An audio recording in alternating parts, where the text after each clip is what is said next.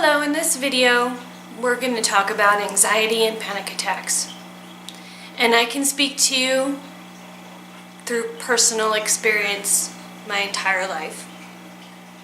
My anxiety was deeply rooted in my body when I was a young child, and I didn't understand why.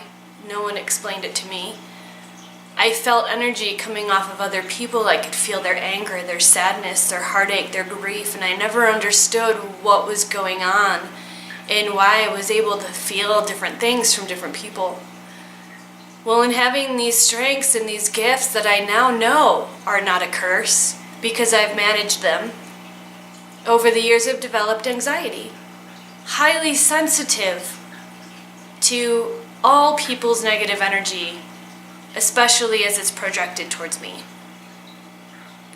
My anxiety really revved up in junior high as I was teased by the women in my life, the girls in my life that I really reached out to for support and friendship and community. They all turned on me and turned my world upside down.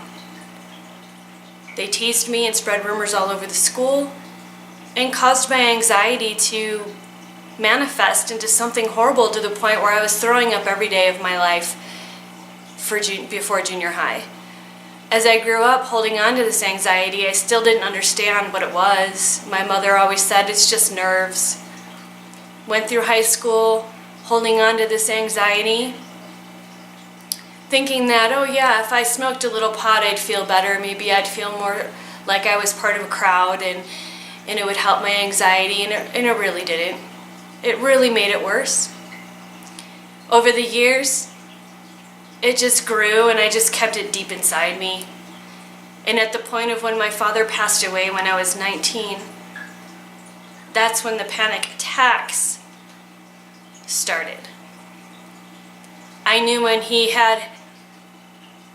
was on his deathbed, suddenly, with no warning, that I knew that 50 years old was going to be his time, that he was going to pass and he wouldn't make it. And that moment, that premonition that showed up for me that I had remembered from years back and repressed due to the trauma and the feelings it gave me, that anxiety poured into me and it hit me like a truck. My heart hit my feet, bounced back up, and it's been part of me ever since. Oftentimes with anxiety, in that first panic attack, it happens due to trauma. A lost parent, a lost sibling, a traumatic event in your life turns that switch on. And oftentimes when we don't know how to deal with it, we immediately turn to drugs to try to soothe and ease and just shut it off for a little while. I've been on prescriptions on and off throughout my teens and my young adult years. And I can tell you that in the moment, yeah, they can help you, but when you try to go off of them, it's an absolute living hell and it can make you suicidal. I speak from experience. These drugs that they put you on, that conventional doctors just throw at you like candy, turns off the receptors in your brain to help yourself calm on your own. It's compensation. It trains your brain to not utilize those hormone receptors, the endorphin receptors, to release the hormones to allow your body to calm down. And what happens when you try to go off of them is that your brain has forgotten how to do it. So when you try to go off the drugs, that anxiety pours into you like a never-ending flowing river, and you just can't stop it, and it doesn't shut off, and it can be very difficult. Now, I'm not saying that's for everyone, but most of the time when people come to me for anxiety and they're trying to go off pills, this is their experience. I recommend slowly weaning, not with a half or a quarter change in milligram, but with shaving crumbs off at a time and giving yourself months and months to acclimate and give your body and brain time to adapt to not having that drug. It will come back in most cases, but you have to give yourself that time and patience and ride the wave of the sensations that show up for you. Let's talk about the sensations and anxiety. Let's talk about what we feel in our bodies and in our minds when this shows up for us and how we can stop it. Now, I want to start from the very beginning. I used to be afraid of anxiety. I know how terrifying it can be. I used to do everything in my power to run away from myself because this anxiety felt like I was being invaded by some alien force that wasn't invited, and it wouldn't leave, and I had no control over my body, and I had no control over my brain, and things were just racing and racing and racing, and all I wanted to do was run screaming away from that fear, away from that anxiety. But I can tell you, folks, that the resistance only makes it worse. Sitting with the emotions that you're feeling is the only way to really sort through any of it.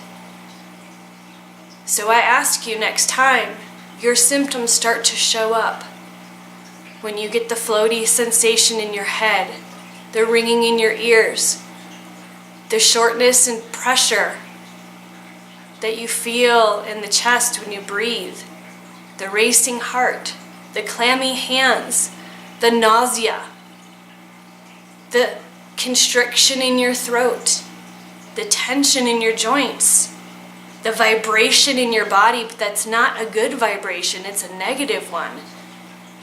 All of those things, or whatever else that shows up for you when you feel the onset of this anxiety, please take the time to sit down in a quiet space and just process it.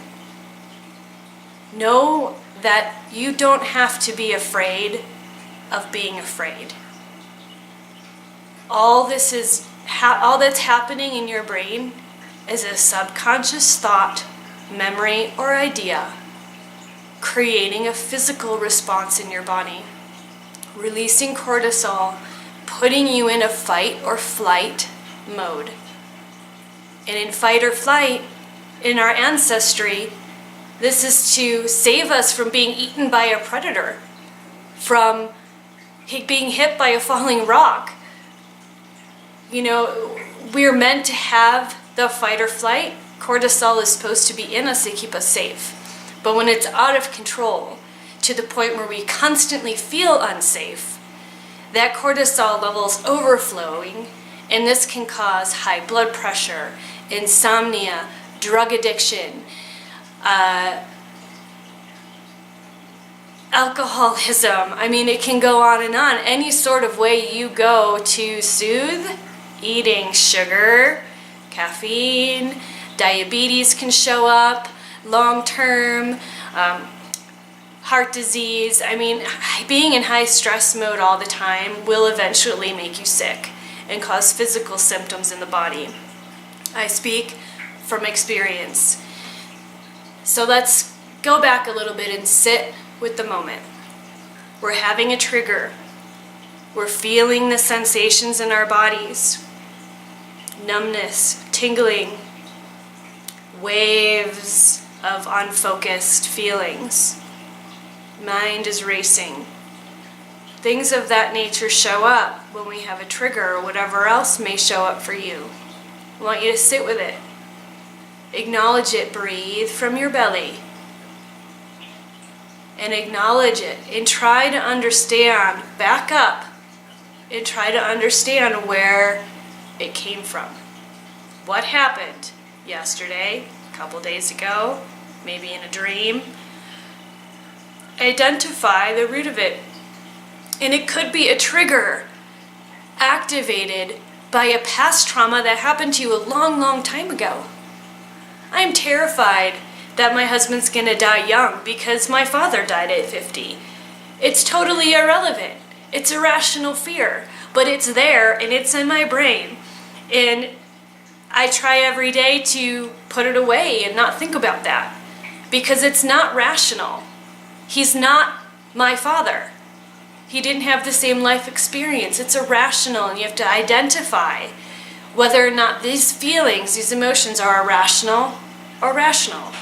And with anxiety triggers and complete panic, In most cases, the brain spirals so out of control that more irrational thoughts and more self-sabotage come into the brain and just create this tornado of awful sensations where you can't get a grip on it and you can't stop it. And I get that.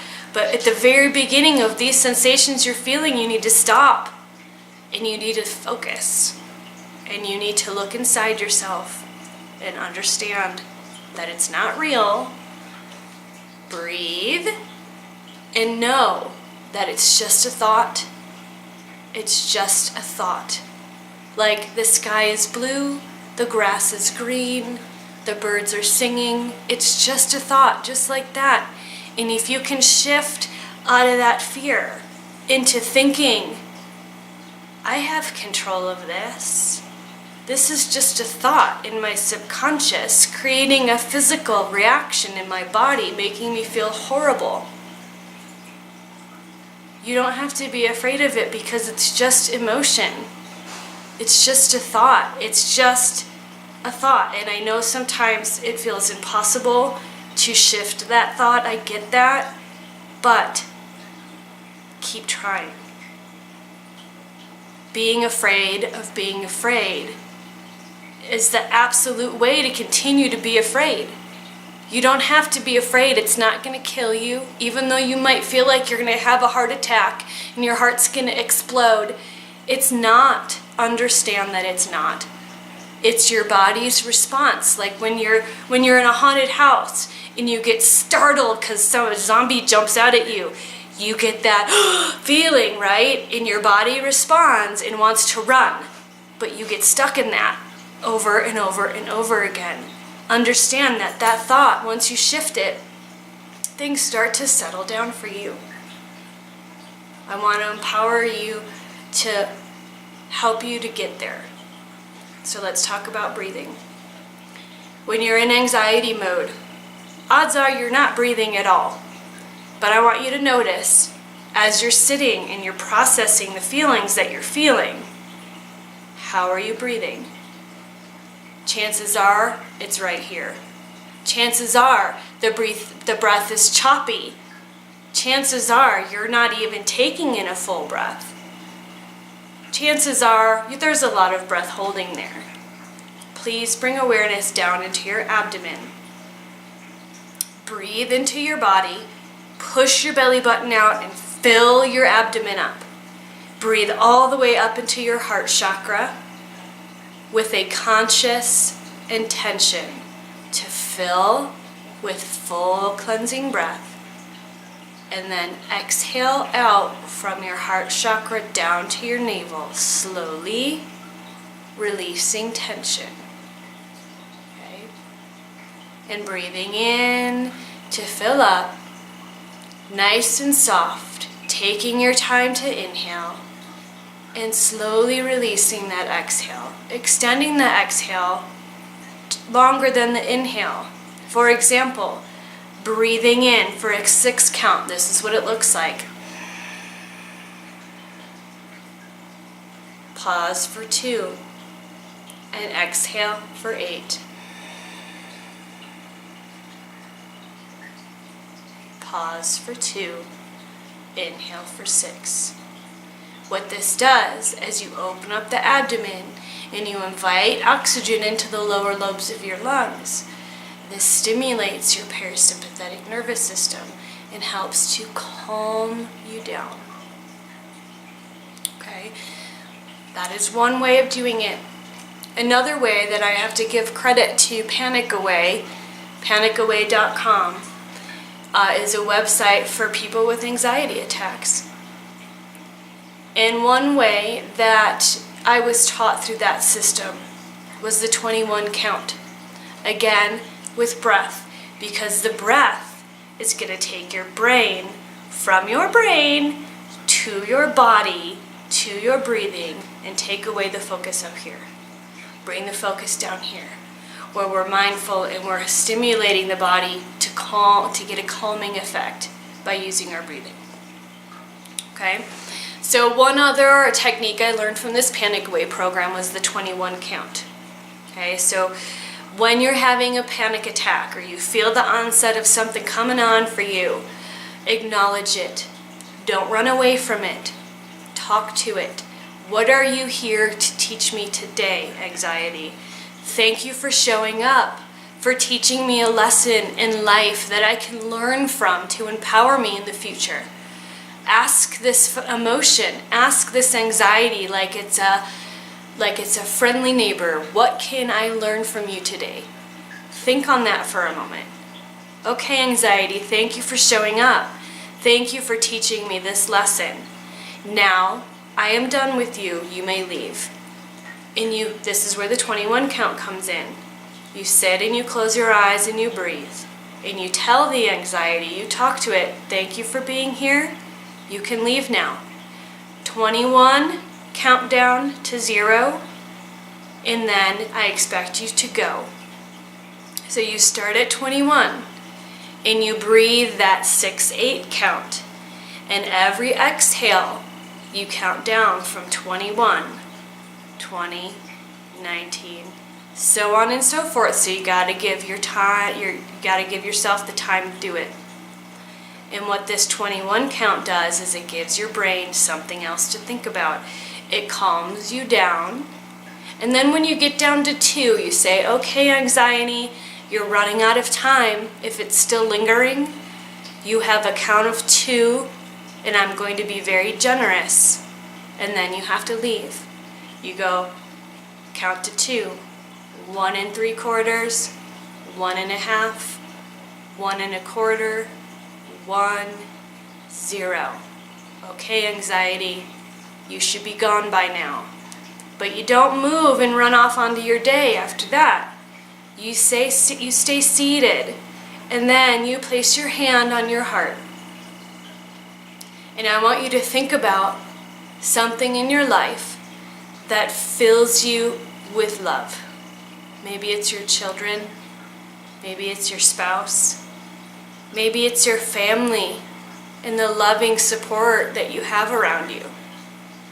Whatever fills your heart and just brings you joy and gives you those warm, fuzzy feelings, keep your hand on your heart and sit for 7 minutes and just fill your whole body with those sensations of love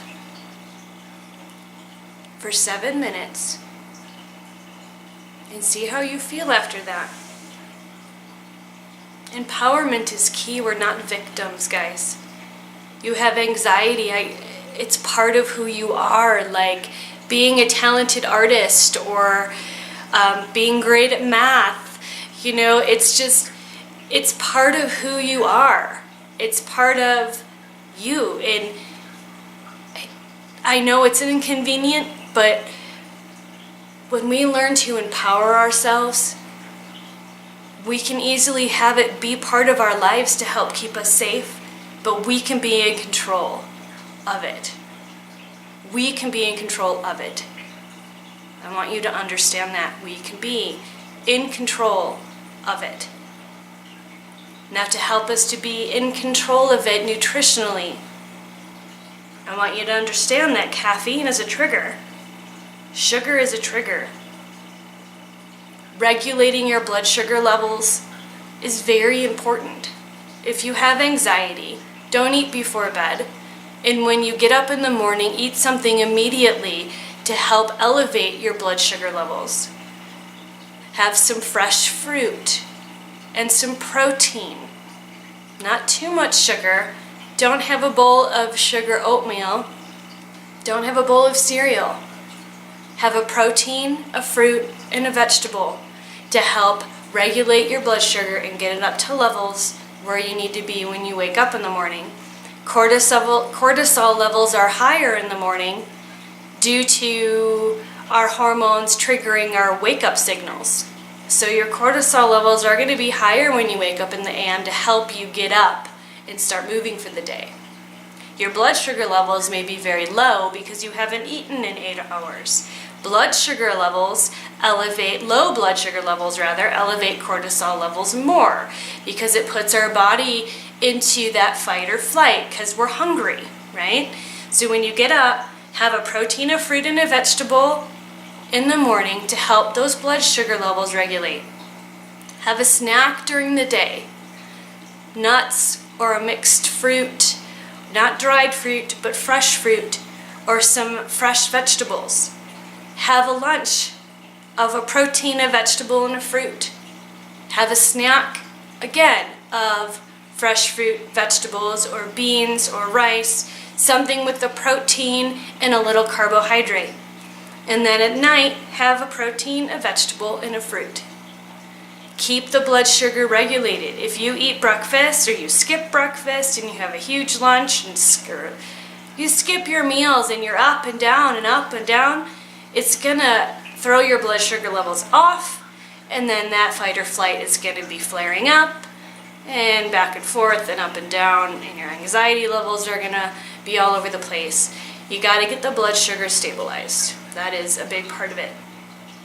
Getting enough sleep. 8 hours. Go to bed at a certain time, get up at a certain time, and stick to that schedule.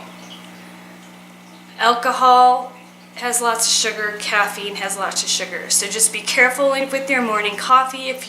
Be mindful if you're feeling anxious when you wake up, maybe wait till the afternoon to have your coffee. Don't drink alcohol right before bed and elevate your sugar levels through the roof and then go to sleep. That's not only going to screw your system up, that's like going to make you fatter too.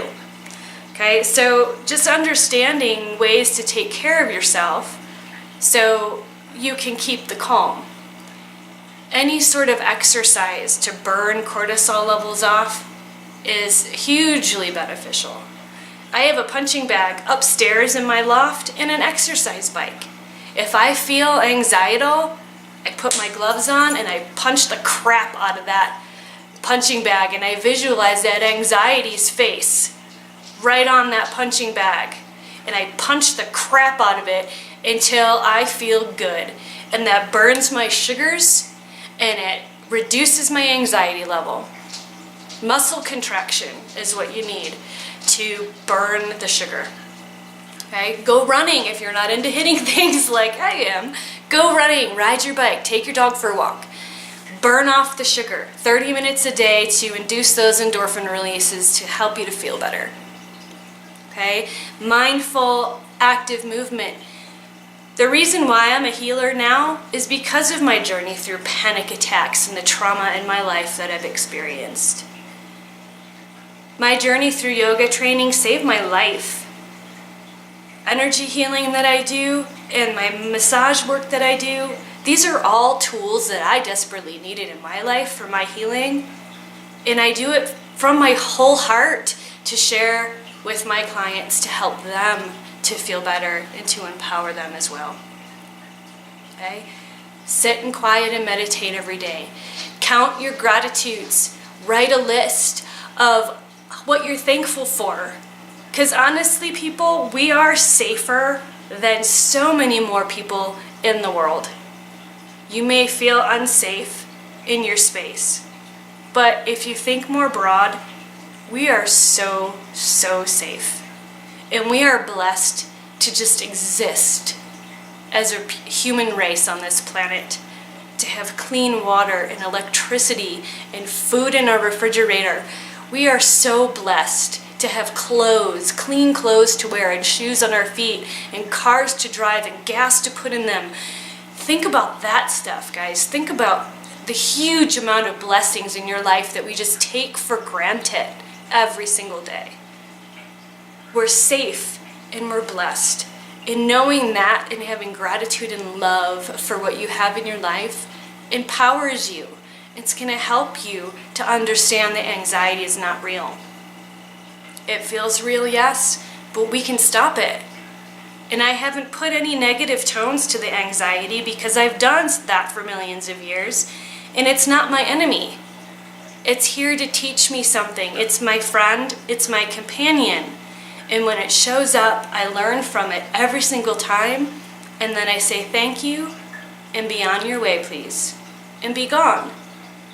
And I'm in control of that.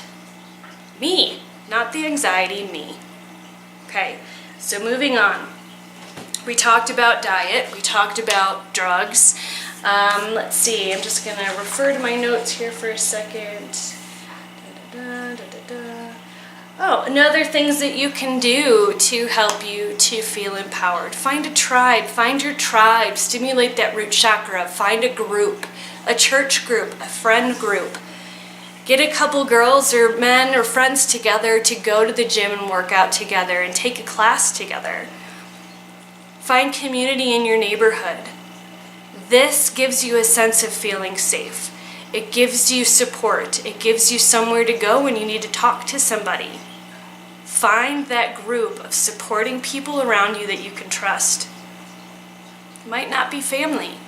It might be someone totally unrelated to you, and that might be even better. Find that support. Seek out people that make you laugh. Seek out things that make you laugh. I love folding my laundry on a Sunday night, throw it all on my bed. I put on my Netflix, I find a comedian that I haven't seen before, and I watch stand-up comedy while I fold my laundry, and it really sets the mood and it makes me feel better because that laughter releases tension. It's a way to get the energy out in a healthy, positive way. Sleeping, I think I mentioned that before. Bed at a certain time, wake at a certain time. Stay hydrated. We are chronically dehydrated, all of us. Drink more water. The latest theory these days is to drink 50% of your body weight in ounces per day. You may or may not need that, but I'm telling you, if you live in Colorado, probably a good idea to drink more water. We're pretty dry out here on most occasions here. Automatic writing is another one. I have to admit I'm not the greatest at this, but sitting with your fear when you're in that moment and writing down what shows up for you. So what if it's got a bunch of swear words or it doesn't quite make sense, or if it's just one word here, one word there? So what? You're getting the energy out, and then you can look back at it when you're calm and go, wow, what did that teach me in looking at that? Write down your gratitudes. I'm also not great at that. Working on that. Every morning or every night, write down your gratitudes. I think them in my brain and I meditate on them and I pray and I give thanks, but I'm kind of awful at writing them down. Something to use if that helps you. Create a playlist of music that helps you get your energy out.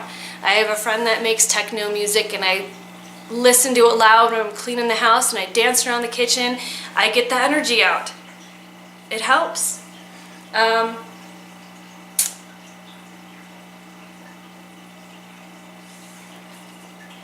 I'm winding down here. But just understand, guys, that anxiety comes from a place of feeling unsafe. Those that have anxiety are oftentimes sensitive in other ways. If you haven't heard of the clairs, there's 4 different kinds of clairs: clairsentience, clairvoyance, clairaudience, and claircognizance. Oftentimes, when someone has anxiety, they're sensitive to these other areas. I have notes here I'm going to read to you. Clairsentience, clear feeling, feeling others' emotions and pain, sensing energy through the body, vibrations, uses of the words I feel. I'm very clairsentience, which makes me good at what I do. Clairaudience, clear hearing, hear voices in head that could be yours or others. Thoughts fly into your head, but not something you would think about. Uses of the words I hear. Clairvoyance, clear knowing, you just know. Thoughts fly in, you think they are yours, but would you think of this thought? Or is this thought completely out of your spectrum? You know things you would have not any other way of knowing, but you just know. My husband's that way. He can fix anything without having any clue how to do it prior to looking at it and never experiencing it ever. He just can fix anything. That's why I married him. So those 4 things can maybe resonate with some of you. Having these gifts, not curses, gifts, can create anxiety. Because maybe you're not acknowledging the gifts, maybe you don't understand the gifts, maybe you've never put a word to the gifts, so they seem like an inconvenience. When you learn to hone these skills, and I encourage reading more about them online or through books, it empowers you and makes you better at life. So just consider that, learning those things if you think you resonate with any of those things. And just understand that the fear of being afraid is something you can shut off in your brain just as easily as you turned it on. Centering, mindful behavior, tuning in and not being afraid of the fear. Recognizing it as a helper, as something trying to teach you something. Acknowledging, breathing into the sensations you're feeling in your body. Breathing into as much uncomfortableness as you can take in. And then allowing it to go. With the breath exercises I showed you, with utilizing healthy lifestyle tactics and healthy nutrition, decreasing alcohol and caffeine and sugar, getting enough sleep, all of those things in combination can help you feel empowered from the anxiety. Just understand, guys, that the sense of security or lack thereof that you're feeling is not a real thing. Maybe you're struggling financially, maybe your relationship isn't great, but overall, in the broad spectrum of life and being on this planet, you are safe. And you're blessed. And having anxiety just means you're sensitive. Maybe the rest of the world is completely shut down. It's okay to be sensitive. The world's opening up. The planet, and especially in this community here where we live in northern Colorado, people are waking up. We're becoming more conscious. We're becoming more mindful and more aware of our bodies and less etheric out in space. I really am encouraging that acknowledgement of your sensitivity and that it is a gift that you have. So appreciating it, learning how to use it to your benefit is perfect in life. You're beautiful, you're wonderful, you're strong, and you got this. Keep working on it. It's not going to shut off like a switch. You got to work on it. Just like exercise or learning anything. Practice, practice, practice. Practice brings power, and I strongly urge you to practice anytime you feel something coming up. Call me if you want to meet with me in person and talk about this more. My work that I do through my energy work, through my yoga teaching, and through my massage, all can empower you and give you tools to help you on this path. Okay? I love all of you. Thank you so much for joining me and listening to my wisdom. And hopefully I will be seeing you soon. Namaste.